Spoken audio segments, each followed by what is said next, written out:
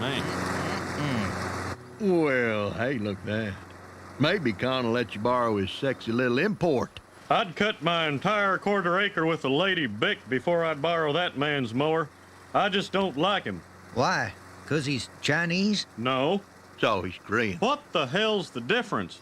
I don't like the man. That has nothing to do with where he's from. I'm no redneck. He could be from Mars for all I care. Believe me, Hank, if Con were from Mars, you'd care. Especially after he's stolen every last drop of Earth's drinkable water to transport back to his home planet. In the late 1990s, an unassuming animated family quietly became a mirror for America's soul. King of the Hill, created by Mike Judge and Greg Daniels, follows Hank Hill, a common-sense, all-American propane salesman, and his family in the fictional town of Arlen, Texas. Over 259 episodes from 1997 to 2010, it chronicled the minutiae of suburban life as the nation itself shifted beneath its characters' feet. For anyone who grew up in Texas in the 1980s, 1970s to 90s, King of the Hill might as well be a documentary. With gentle humor and a wink of affection, the show sketched a Texas clinging to the vestiges of faith, football, and traditional values. In this way, Arlen, Texas, an artful mishmash of real Lone Star locales, became a microcosm of the American experience.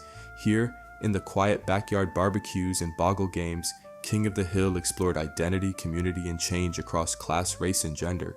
Arlen is never pinned on a map, but through telling details, it emerges as a small town in southeast central Texas, one with Luby's Lulies, Whataburger, Dallas suburb echoes, and even a transplanted Amarillo steak ranch. Mike Judge, who grew up elsewhere, modeled the hills on Friends from Suburban Dallas, and the show's background shout Texas at every corner, Tex-Mex restaurants, high school football, even the occasional high-low propane sign. The series captures a state that is dominated by strip malls, chain diners, and a new wave of immigrant. One moment Arlen feels like small-town Austin McManerberry, the next like mid-city suburbia or rural East Texas. By travel and tale, King of the Hill takes us far afield of the Texas everyone thinks it knows, yet it doesn't mock it understands. Through the hills and their neighbors, we understand Texas's complexities and contradictions a little better. If we're going to be a red state's red state, we might as well be King of the Hill. At the center stands Hank Hill himself, the show's moral anchor. He is introduced as the man who sells propane and propane accessories, a line that, fittingly, became Hank's hallmark. Meticulous and stubborn, he tends to his lawn, his Ford pickup, and his Texas Longhorns memorabilia. Hank is devoted to traditional values: hard work, fiscal responsibility, family, modesty, and he believes America should be much like it was in the 1950s. Maybe he belongs in the 50s, yet the modern reality around him is full of the ridiculous changes of late 20th century. Poor customer service, reality TV, city slickers, even a Dallas art dealer running an x-ray of his colon. Despite his grumbling from oil spills in his bayou to nurses on strike, Hank's defining trait is decency. His friends and family know him as the model of reason and empathy. Indeed, Hank often surprises himself by doing the right thing, even when it defies his conservative knee-jerk opinions. Whether he's telling Boomhauer, "A man only has so many summers, why waste yours?" or watching out for a neighbor's welfare, Hank's stubborn prejudices are always tempered by loyalty. Hank is stubborn with soft prejudices, but always drawn to do the right thing in the end. Even when Hank is nostalgic, he remains focused on the future of his family and the way things will be, than on glorifying a vanished past. King of the Hill is an animated embodiment of earnest middle America, wrestling with the world beyond his pickup's tailgate. How's it going out there? Bobby's not doing anything. He's just talking. Maybe I'll send him to the store for glitter and puffy paint while I build this thing myself. Hank, this always happens when you work with Bobby on something. You have what psychology textbook writers refer to as a controlling personality. You try to work as a team, but end up doing everything yourself. That's because Bobby doesn't know how to do anything. Hank, you have to let Bobby learn from his own mistakes. Will he lose a finger? Maybe. But he will gain a finger of knowledge in his brain. Beside Hank stands Peggy Hill, his wife, a high school Spanish teacher whose own Spanish is comically inept, and forever striving intellectual. Peggy is cunning and competitive with an inflated sense of her own intelligence, yet undeniable drive. She writes rambling musings for the local paper, schemes to run the school and town, and even leads a revolution at the Renaissance Fair. Peggy becomes a Joan of Arc-like inspiration to the fair's workers and is never one to take no for an answer. At the dinner table, Peggy is proud and often hysterical, defending her family while upending expectations. However, under the driver's seat smirk lies deep insecurity and longing. Raised as a middle-class Texan, Peggy is caught between worlds. She believes firmly in equal rights and opportunity, yet she also cherishes the traditional roles laid out before her. She exemplifies a quiet, relatable form of feminism, the wife who wants both respect and predictability. And through Peggy, we see how one navigates ambition within rigid norms. In Peggy's world, being a lady involves wearing heels while drilling those around her, and at one point even eating apple pie with an elbow on the table just to prove a point. Through these contradictions, a teacher who leads labor unions, a small-town wife who tries stand-up comedy, a proud Texan in polka dots, Peggy challenges the show's men to broaden their views on gender and identity. She is the keeper of manners and combat boots. Says only women can do housework and only men can have careers. I can do both. I am what the magazines call a superwoman. I like Superwoman. Oh, Bobby, thank you. Oh, Hank, my very first business trip. I am finally getting the recognition that I have always given myself. Isn't this Bill's trip? Didn't he win it? Aren't you just his guest? Hank, you're fired. Okay, that's it. You leave me no choice. For your own good, I am forbidding you to go back there. You forbid me? Unless you decide on your own not to go, because I'll still support that. Nobody forbids Peggy Hill. It's getting crazy. So now I'm crazy? Well, it's gray area. I told you the truth, Hank. If I am lying, may God strike me down right now. Ha! I mean, Luann is clearly crazy. If it was a true religious vision, why would it come to her? I was home. Believe me, I prayed on it, Hank. And God said to me, don't do it. But you know what? I knew better. Buenos dias. Me llamo Mrs.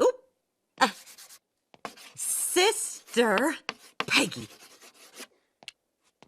A nun. Dinner's ready! I hope you brought your appetites. We are having spaghetti and meatballs. Billy, there you go. There. Sister Peggy, I dropped my practice wafer on the floor. 5-second rule. Hank, my entire life, I have always had all the answers. And today I didn't, and I'm scared. What if I'm really not as smart as I think I am? Oh, come on, Peggy. You've got an IQ of 170. You've said so lots of times. Yes, but there could be a margin of error, especially when it's just my own estimate. Hank, I have never taken an IQ test in my life. Oh, God. What if I'm average? Do you have any idea how dumb average is? You know, Dale thought we wanted to swing. Swing? Absolutely not. You get Nancy and I end up with Dale. Who's the clear winner there, Dale? I will tongue kiss Bill before I let that tramp in my house. Honey, tell me, what is it like to live without shame of any kind? Is it a good feeling? Happiness. Happiness. Happiness. Happiness. Penis. I did it. Ovaries. Uvula. Uterus. Vagina! Aunt Peggy, why aren't you going to the game thing? Let's just say that my style of cheering is not consistent with the new stadium regulations. You call that a toss? 111 degrees? Phoenix can't really be that hot, can it?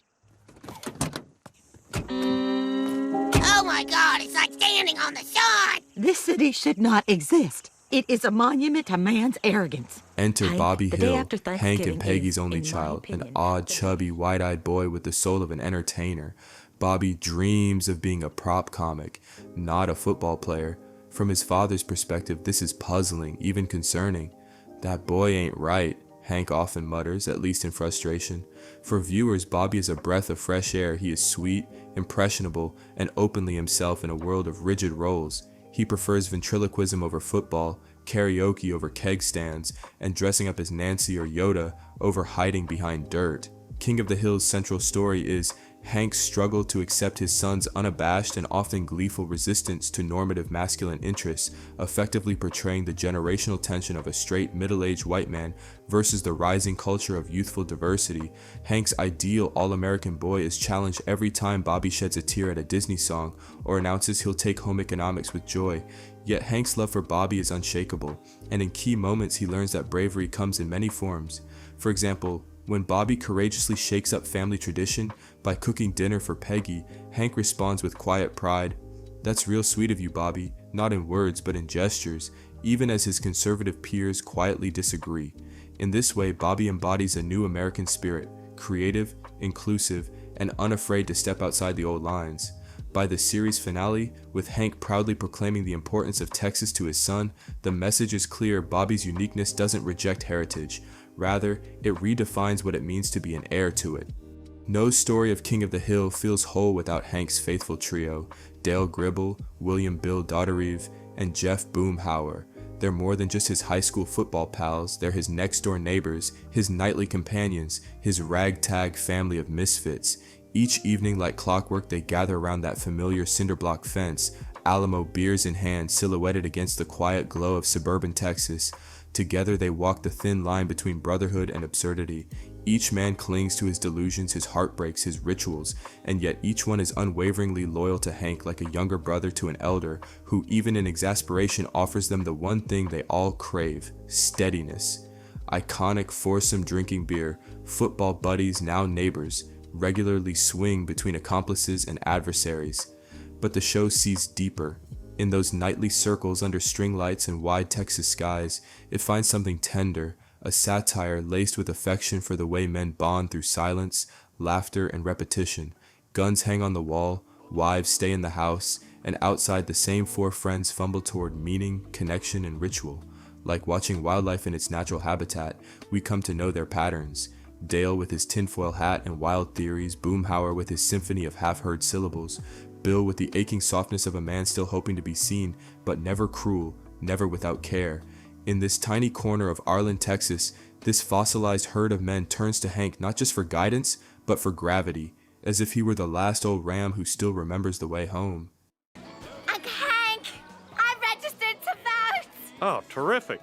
George W. is going to need every vote he can get, or they won't call it a landslide. George W.? He's not a communist, is he? No, he's not. Wait, oh, here it is. See, our candidate is Robert Parigi. What?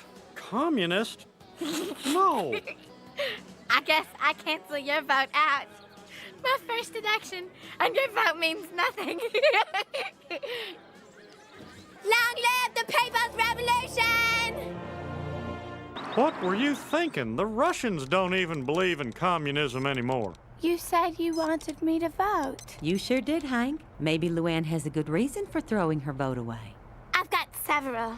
First, the line in his booth was the shortest. I like his tie. It's red. And his shirt is white, and his jacket is blue. And that stands for America. Communism! I just think if you don't read the newspaper and the only TV you watch is the MTV, you shouldn't be allowed to vote. Stop fighting the last war, Hank. Women got the vote, and there's nothing we can do about it. Unless... Unless what?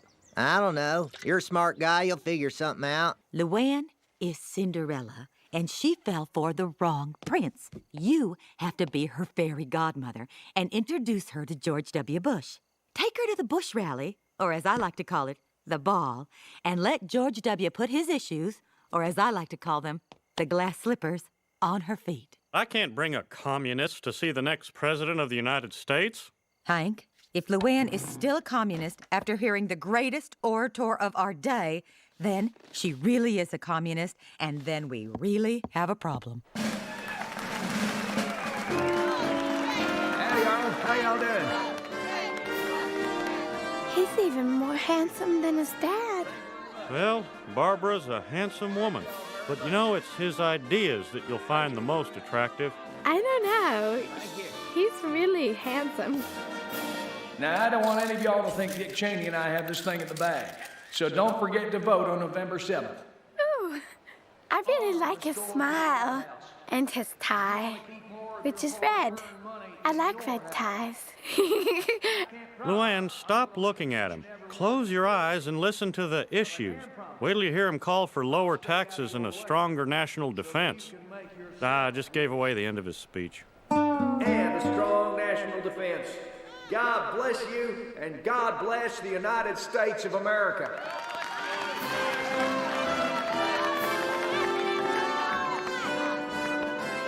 You know, you're right, Uncle Hank. He's gonna cut my taxes and let me pray in junior college. I think I will vote for him. There you go. And I'm the boy's dad. I need your vote, partner. Well, you got it, Governor Bush. King of the Hill premiered during a strange, unsettled moment in American life, the late 90s and early 2000s, when technology was booming, politics felt confusing, and peace was uneasy. Yet the show never preached or mocked. It didn't look down on its characters, it lived with them. Early critics noticed this. While other animated shows chased laughs with talking animals or wild absurdity, King of the Hill felt closer to Leave It to Beaver or The Andy Griffith Show, a quiet comedy where even the most flawed characters had something worth redeeming. Instead of loud political commentary, the show leaned into small, character-driven stories. The creators even heard from Texans who were surprised, not offended, by how real it felt. Actual Texans don't have to watch through their fingers, one review joked. Matt Bai of the New York Times Magazine went so far as to urge politicians to watch, calling it a subtle and complex portrayal of small-town voters, a rare, honest glimpse into conservative America that wasn't cynical or caricatured. And that's the heart of it. Episodes turned on everyday dramas, a gas price spike, a prom night, a dog show, a barbecue sauce recipe. Creator Greg Daniels said the show was never meant to be political. It was about people, about culture, about how life unfolds around a back alley. As one of the revival's writers put it, the focus on small familiar things is what kept King of the Hill grounded, avoiding easy satire in favor of something deeper, more human. In the end, the show became a kind of time capsule and mirror, a portrait of late 20th century suburban life and a timeless study in what holds communities together. Well, I tell you what, man, I'd love to just chill back and then get a dang old grill and chill, man, but I'd like to head up to Canada this summer, man. Canada? A man only has so many summers, Boomhauer. Why would you waste yours in a country that's dismantling its navy? Hey, looks like the Canadians are here. Boo! Now be polite, Dale. We're Americans. We're the world's welcome mat. It doesn't matter if they're from Canada, Laos, or God forbid, California. Right now, they're from Rainy Street. It's our patriotic duty to show them what good neighbors are all about. Fine. Whatever. Made in America cannot just be a marketing gimmick like Dolphin Safe. It's got to stand for something. You know who I feel sorriest for in all this? Bill. We need to find him a psychiatrist. He's just suicidal, Peggy. He's not crazy. We've just got to watch him constantly until he snaps out of it. Look at that guy. Is this a joke? Because if it is, I don't get it. He's a freak. I tell you what, man, I'm getting ugly in here, man. There's people that come in and gonna get Bill no dress, man. They're gonna get them with ass whooping on him. Go back to Hollywood. This isn't the Democratic National Convention. You crashed the wrong party, honey. Hey, it's strictly propane. Look at them. Take off that dress, buddy. You're scaring me. Yeah, now we're having fun. Yeah, that's right. It's that kind of party. Anything goes, extra fun. Woo!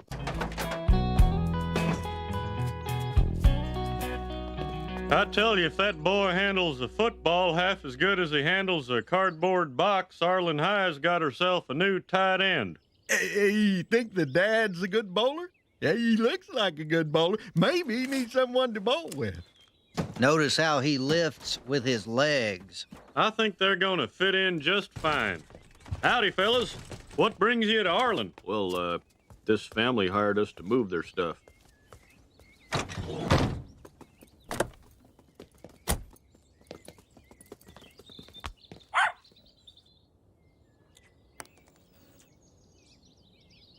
For much of its run, King of the Hill focused on a white suburban Texas neighborhood, but when it came to race and identity, the show was more thoughtful than it might seem at first glance. It acknowledged stereotypes, then quietly unraveled them.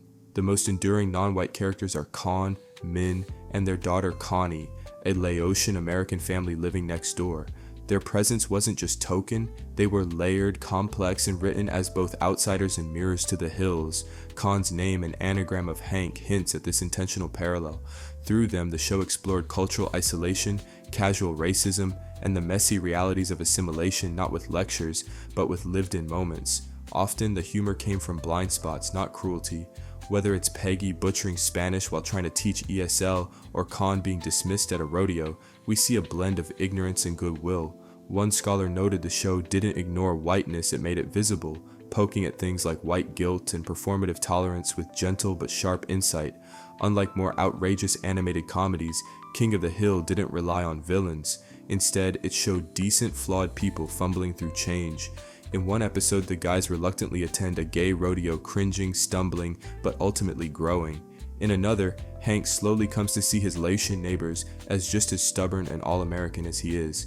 While the show rarely centered Black or Hispanic characters, when they did appear, they were treated with dignity. A Mexican craftsman earns Hank's respect. A Black Jeep Club is met with polite confusion, not fear. These brief moments suggest a town and a country in quiet transition.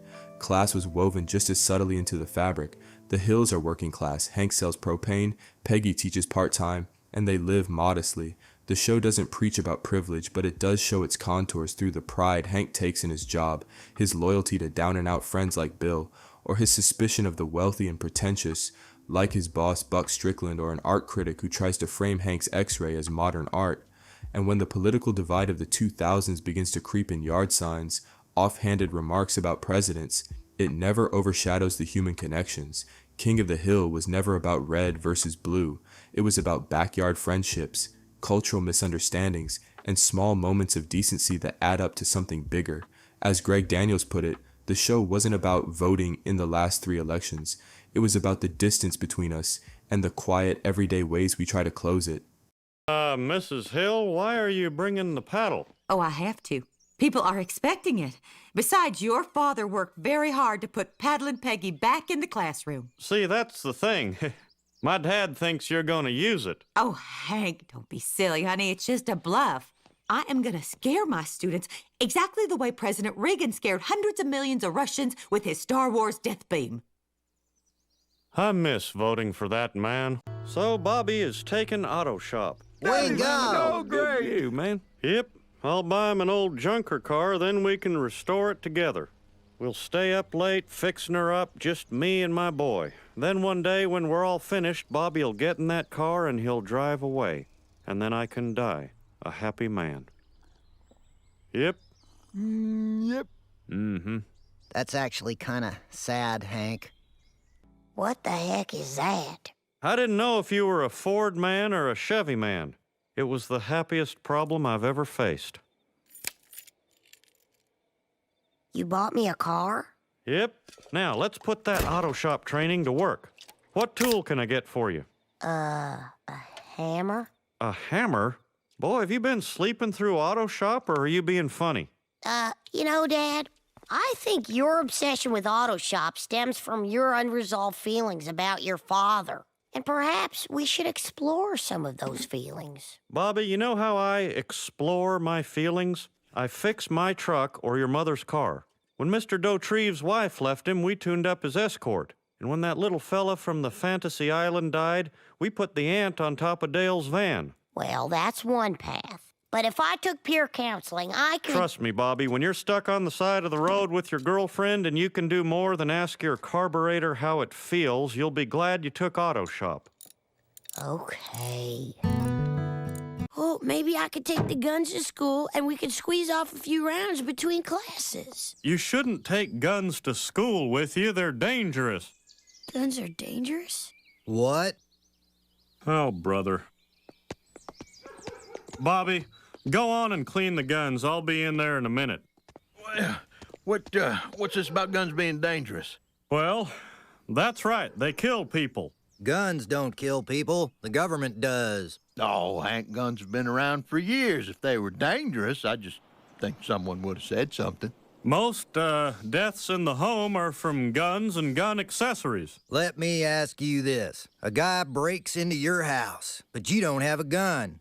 How are you going to shoot him? Dale, that's right out of the NRA magazine August issue. I tell you what, man, that dang old NRA with our rights, man, the insurance you get with dismemberment night like that, you get like $20,000 just for your arm blows off, man. I can't believe you guys.